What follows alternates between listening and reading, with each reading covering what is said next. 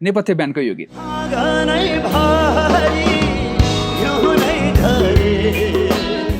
यसपछिको एउटा पंक्ति धेरैले गलत गाउँछ।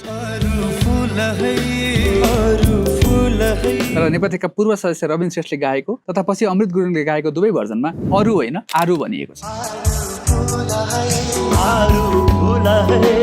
आरू फुल्नै किन त? यो गीत लेख्ने बेला अमृत गुरुङ पोखरा नजिकैको ठाउँ याङ्जाकोटमा थिए। चैत वैशाखको बेला भएकाले पारिपट्टि डाँडाहरूमा हिउँ परेको थियो। उनले आफ्नो जीवन यात्रा सम्झिए। यात्राको क्रममा अनेक अवसरहरूमा मान्छेहरू भेट हुन्थे। कति ठाउँमा फेरि आउँछु भन्दै हिँडिन्थ्यो तर पछि फेरि कहिले पुगिँदैन थियो, बरु सम्झना भने भइरहन्थ्यो। यही भावलाई गीत बनाउँदै उनले आफूलाई मनपर्ने आरूको फुललाई बिम्ब बनाए। अनि एक पात्रले कुनै ठाउँमा जाँदा समेटेको मिठो सम्झनालाई कल्पिँदै लेखे।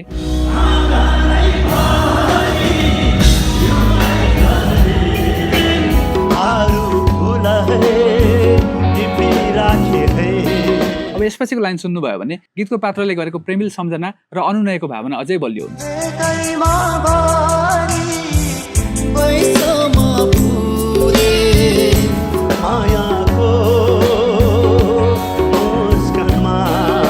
यहाँ ऊ गाउँकी कुनै युवतीको मुस्कानमा मायाको बैंस फुलेको कुरा गर्दैछ। भन्दैछ मायाको भोक लाग्यो भने तिम्रो जोबन सम्हालेर राखिदेऊ है।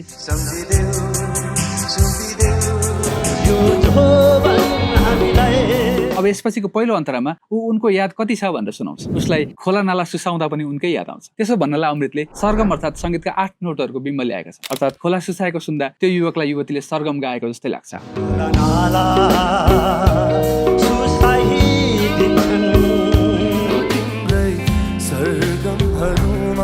यही गीतको अर्को एउटा पंक्ति पनि धेरैले गलत गाउँछ। यहाँ खासमा यो जीवनमै आउँला भनिएको हो, तर यसलाई पनि धेरैले यो जीवन भइ आउँला भनेर गाउँछ। तर खासमा त्यो रमाइलो गाउँमा बादलु भएर म यही जीवनमै आउँला भनिएको हो।